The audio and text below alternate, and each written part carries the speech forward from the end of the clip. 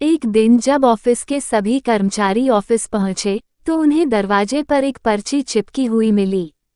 उस पर लिखा था, कल उस इंसान की मौत हो गई जो कंपनी में आपकी प्रगति में बाधक था। उसे श्रद्धांजलि देने के लिए सेमिनार हॉल में एक सभा आयोजित की गई है। ठीक 11 बजे श्रद्धांजलि सभा में सबका उपस्थित होना अपेक्षित है। अपने एक सहकर्मी की मौत की खबर पढ़कर पहले तो सभी दुखी हुए, लेकिन कुछ देर बाद उन सब में ये जिज्ञासा उत्पन्न होने लगी कि आखिर वह कौन था जो उनकी और कंपनी की प्रगति में बाधक था।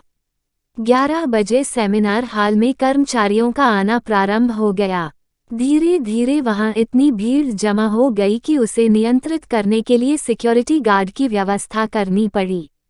लोगों का आना लगातार जारी था।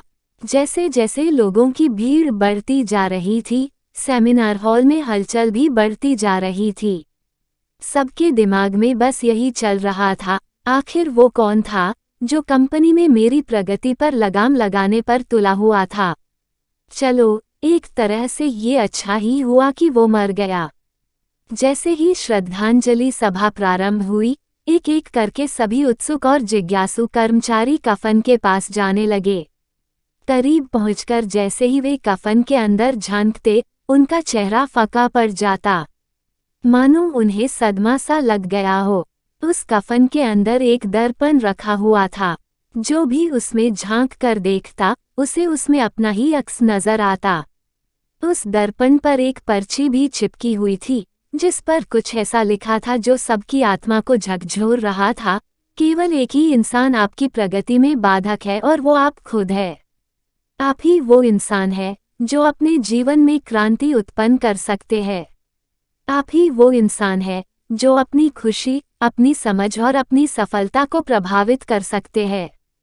आपका जीवन नहीं बदलता जब आपका बॉस बदल जाता है, आपका जीवन नहीं बदलता जब आपके दोस्त बदल जाते हैं, आपका जीवन तब बदलता है जब आप खुद बदल जाते हैं। जब आप अपने खुद के विश्वास की सीमा को लांघकर उसके पार जाते हैं, जब आप ये समझ जाते हैं कि आप और सिर्फ आप अपने जीवन के लिए जिम्मेदार हैं, तब आपका जीवन बदल जाता है।